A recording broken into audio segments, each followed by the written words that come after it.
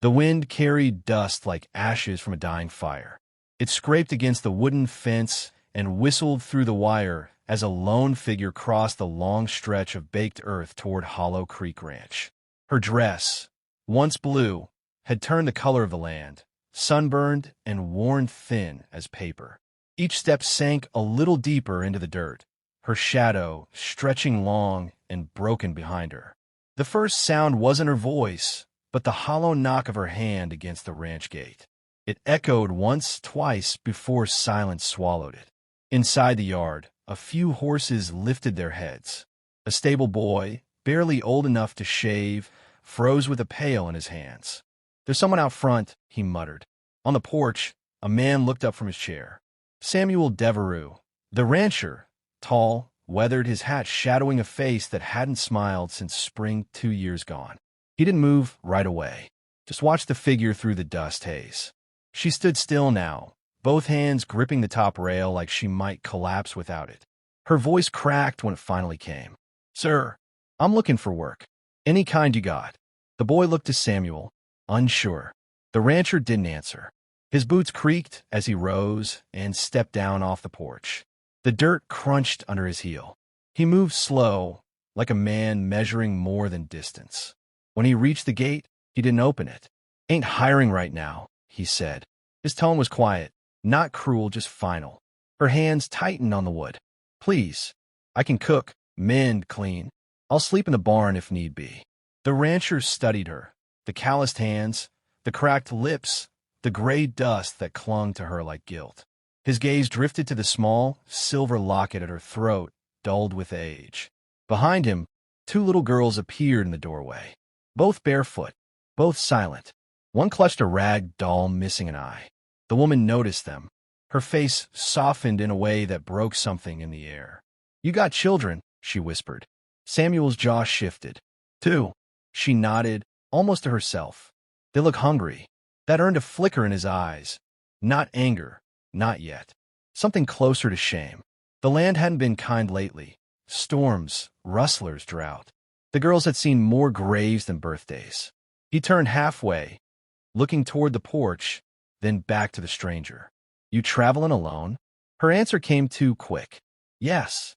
Then quieter, "Been a while." The silence stretched between them. The sky itself seemed to hold its breath. Then Samuel unlatched the gate. The hinges moaned. "Come in." She hesitated, eyes wide, like she half expected a trick. When she stepped through, she swayed, the long walk catching up to her. Samuel steadied her arm. The skin beneath his fingers was cold, despite the heat. "What's your name?" he asked. "Ellen May." He gave a small nod. "Well, Ellen May, this ain't a charity ranch. You can work for supper, maybe a few nights' rest. After that, we'll see." Her eyes glistened. "Thank you, sir." He turned toward the porch, calling over his shoulder, "Mary, Liza, fetch some water." The smaller girl darted inside, the older one stayed, staring. Ellen felt the weight of that stare like a question she didn't know how to answer. They reached the shade. Samuel motioned for her to sit on the bench. The boards creaked under her light frame. He watched her drink, slow, careful sips, then spoke again. "Where'd you come from?" "East," she said. "Crossed the ridge near Canyon Ford." "That's a hard road alone." She didn't reply, just stared at the horizon, where heat shimmered like ghosts. A cow lowed in the distance. Somewhere, a gate banged loose in the wind. The silence between them settled heavy. Finally, Samuel exhaled, long and weary. "You say you can cook?" "Yes, sir." He looked at her again, longer this time. Not at her rags, but the steadiness behind her eyes. Then, unexpectedly, he said, "I don't need a cook." She blinked, uncertain. Then, he interrupted softly, almost to himself. "My girls, they need a mother." Her breath caught. The cup trembled in her hands.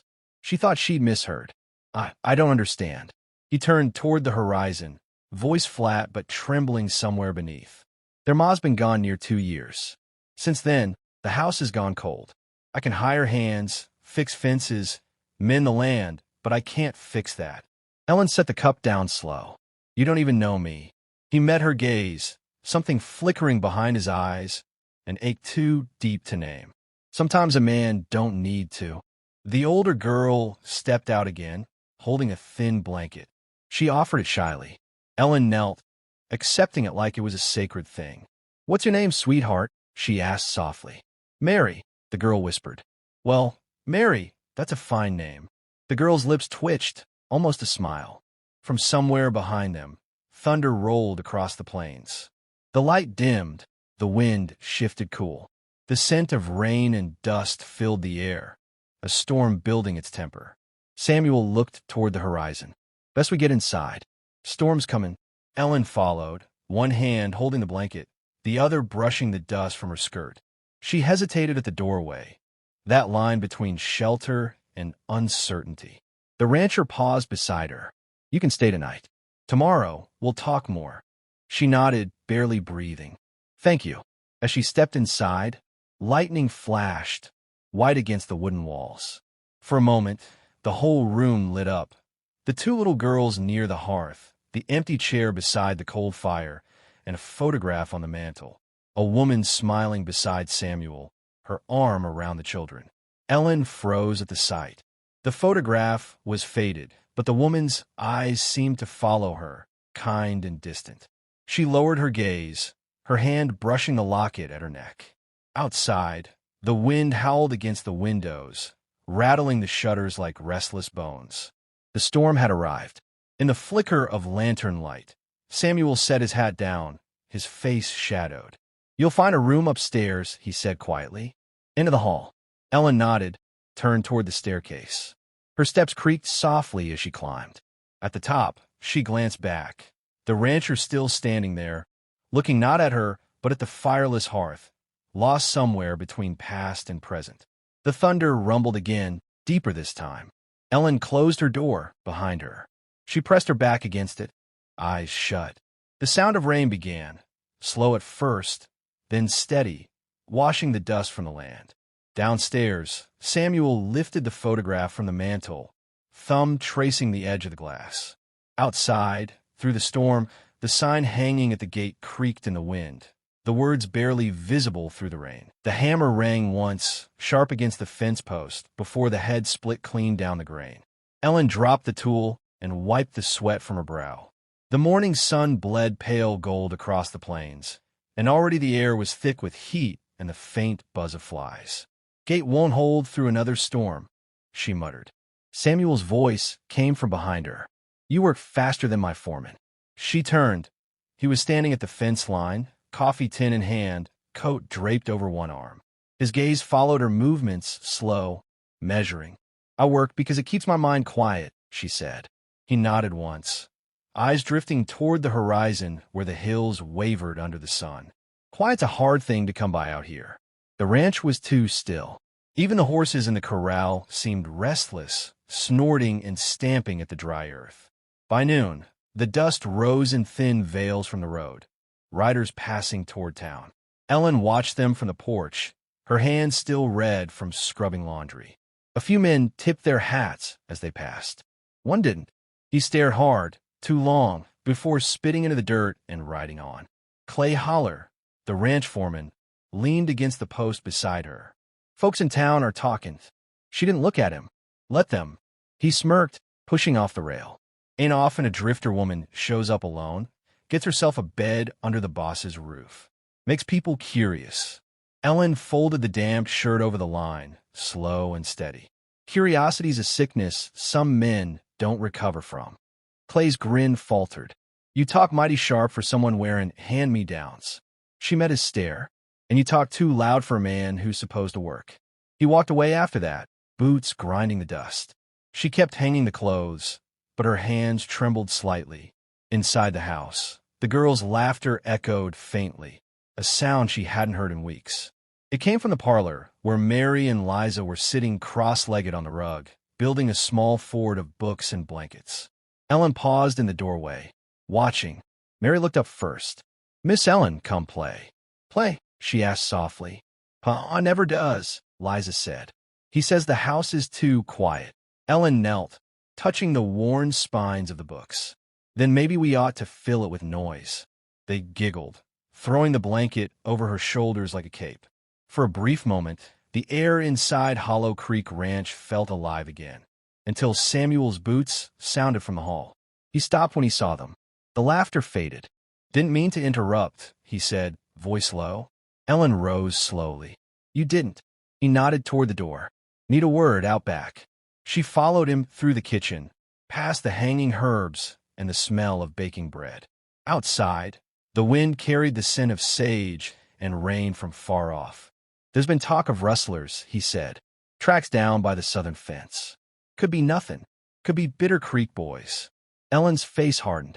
"They run this far north?" "Sometimes." She thought of the riders she'd seen earlier, the one who didn't tip his hat. "Then you should post watches." He gave her a long look. "I thought you didn't come here to work guns."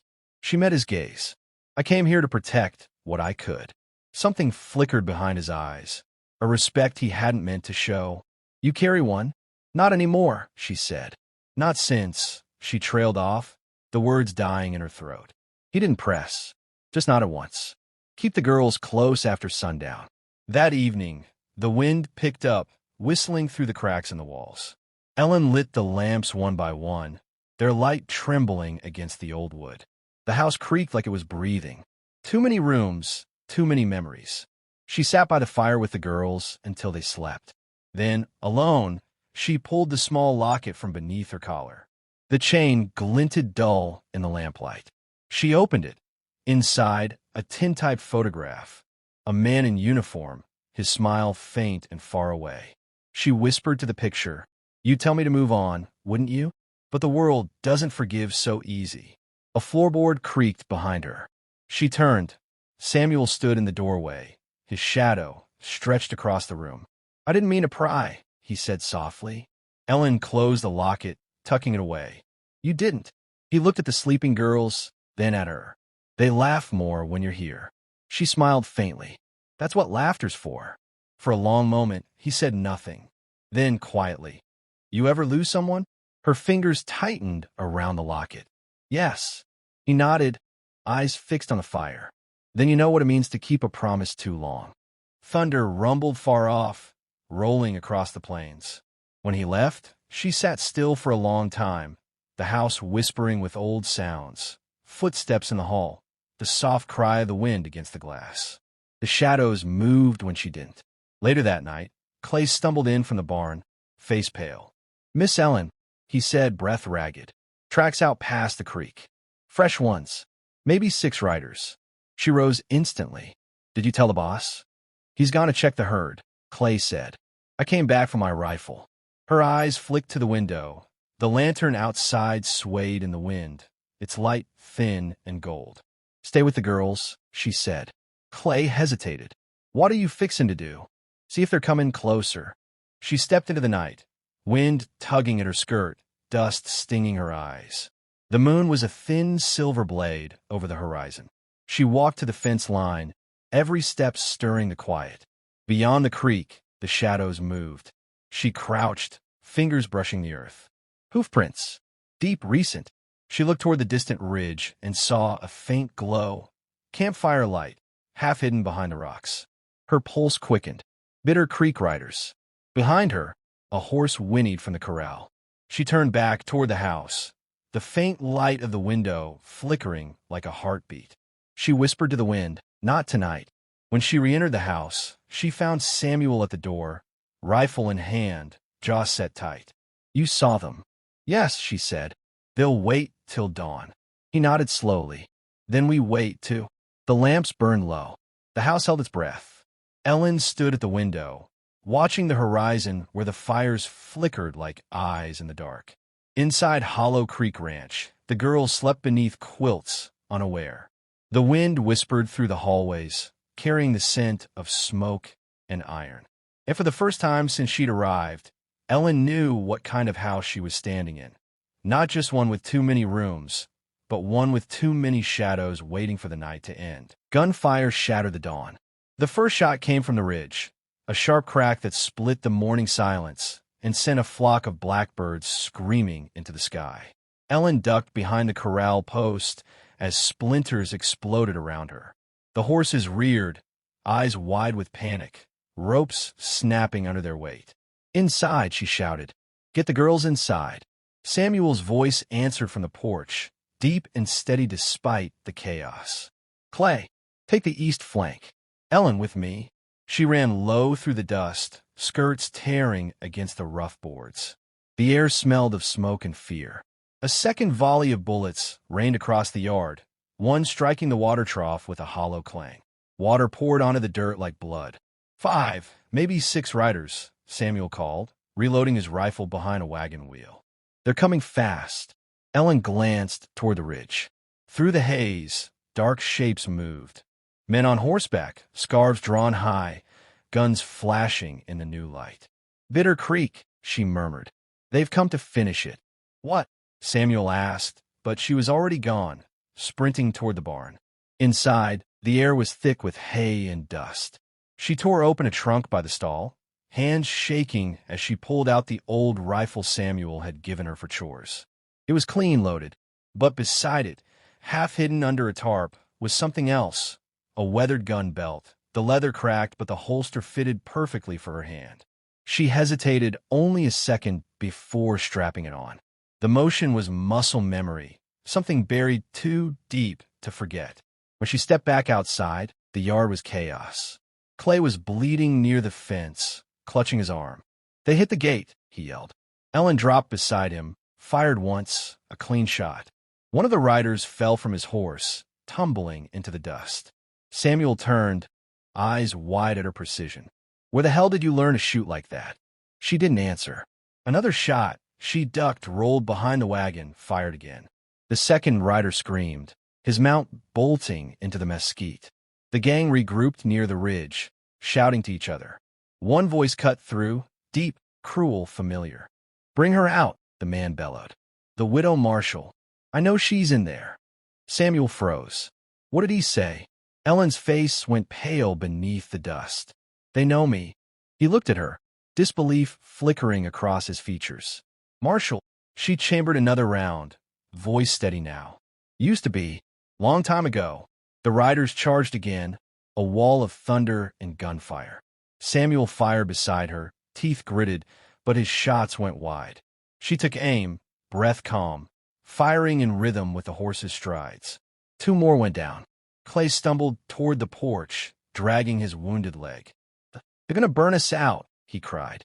Ellen shouted, Get the girls to the cellar. Samuel hesitated.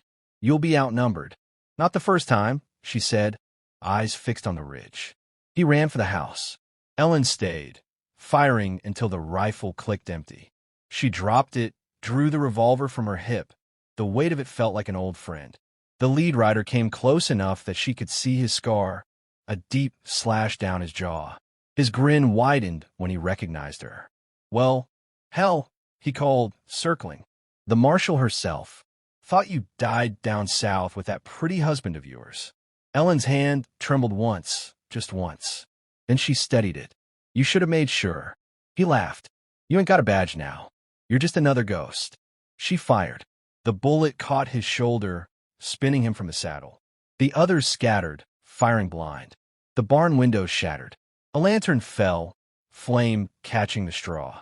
Smoke poured into the air. Samuel ran back, coughing. Barn's on fire. Get the horses out, she yelled. He darted inside as she covered him, firing into the smoke. The heat seared her skin, sparks biting her dress. She shot down another rider who tried to flank him, the man dropping hard into the dust. When Samuel reappeared, dragging the last horse free, the barn roof collapsed behind him with a roar. Flames climbed into the sky, painting everything red. Ellen turned toward the ridge. Only 2 riders left, one retreating, one standing firm. The last man, the scarred leader, staggered to his feet, gun raised. You'll die the same way he did, he screamed. Ellen stepped forward through the smoke, revolver leveled. Then I'll die facing you. They fired together. Her shot hit first. He fell backward, half flying, dust rising around him. His gun clattered to the ground, echoing faintly through the dying wind. Silence. Only the fire crackled, the horses whining softly. The air hung heavy with gunpowder and ash. Samuel lowered his rifle, breathing hard. It's over. Ellen holstered her gun, eyes distant. For now. He looked at her, truly looked. The soot on her face, the blood at her sleeve, the calm steel in her gaze. You weren't just a marshal. She met his eyes.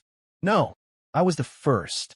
Behind them, the sky began to pale, a washed-out blue streaking through the smoke. Clay limped forward, jaw slack. "Ma'am," he said, on his voice. "Ain't never seen shooting like that." Ellen ignored him, walking toward the fallen outlaw. She knelt beside the body, searching his coat until she found a small iron badge, tarnished, bent, once hers. She held it for a moment, thumb brushing the engraved star. Samuel stepped closer. "That's yours." She said softly. "He took it from my husband's body. I've been looking for it ever since." She closed her hand around the badge, rising slow. The wind carried the last of the smoke eastward, over the broken corral and the burned barn. In the distance, the horizon shimmered with heat. No more riders, only emptiness. Samuel turned to her. "You saved us." Ellen's expression didn't change. "No, Mr. Devereux. I just finished what they started." He looked toward the house where the girls waited, then back at her. "They'll remember this day." She shook her head. "Don't tell them what I was. Let them think I was just a woman who could shoot straight." A faint smile ghosted across her lips, the first he'd seen. The wind settled. The ranch stood scarred but alive. Ellen walked to the well, washing the blood and ash from her hands. The water turned pink, then clear. When she looked up, the sun had risen, gold spilling across the plains, burning away the smoke. The riders from Bitter Creek were gone, and in their place, beneath that endless western sky, a legend had begun to breathe again. Smoke still drifted across the yard when the sun climbed over Hollow Creek. The world smelled of iron, ash, and wet dirt. The fire had died in the night, leaving behind blackened posts and the hollow creek of wood cooling in its own ruin. Ellen stood by the corral, sleeve torn and bandaged with a strip of linen. Blood had seeped through, dark against the white. She didn't move much, only watched as the breeze carried flakes of ash through the air like snow. Behind her, the door opened. Samuel stepped out, a coffee tin in one hand, his other arm cradling a rifle that no longer needed loading. He looked older than he had yesterday, eyes rimmed red from smoke and sleeplessness. "You should rest," he said. She didn't turn. "Can't rest while the dead still walk in my head." He came closer, boots crunching through the burned straw. "The girls are safe. That's what matters." Ellen's gaze shifted toward the porch where two small faces watched through the window, pale and wide-eyed. They shouldn't have seen any of it. They saw a woman save their lives. She shook her head slowly. "They saw me become what I swore I'd buried." The wind tugged at her hair, loose and tangled. Somewhere in the distance, a lone crow called over the plains, its cry thin and mournful. Samuel set the rifle against the fence. "You fought because you had to. There's no shame in that." Ellen finally turned. "There's always shame in killing, even when it's right." Their eyes met, both carrying ghosts. He studied her a long time before speaking again. "You never told me what happened to him, your husband." Her jaw tightened. "We were ambushed, same gang that came last night. He wore the badge too. They took his life and my name. After that, I stopped being Marshall Ellen Wren. Became Ellen May, the woman who runs from her own shadow." Samuel's hand tightened around the coffee tin. "You could have left. You stayed instead. I had nowhere else to go." The silence between them stretched until the sound of a child's voice broke it. "Miss Ellen." Little Liza ran barefoot through the dirt, hair flying, holding something small in her hands, a tin star, battered and scorched around the edges. Ellen knelt. "Where'd you find this?" "In the dirt by the barn," the girl said proudly. "It's pretty." Ellen brushed the soot away with her thumb, revealing the faint engraving beneath. U.S. Marshal. Her throat tightened. "It used to be." The girl's eyes searched hers. "Was it yours?" Ellen hesitated. Then she smiled faintly. "It was someone's who tried to do good." Liza pressed it into her palm. "Then you should keep it." Ellen closed her fingers around it, the metal warm from the child's hand. "Thank you, sweetheart." The girl ran back toward the house, calling for her sister. Samuel watched her go, then looked back at Ellen. "They already see you as more than what you were." "I'm no hero." He took a slow breath. "Maybe not, But you gave them something they haven't had in a long while. Hope. Ellen's eyes glistened, but she didn't look away. Hope's fragile out here. Then we'll guard it, he said quietly.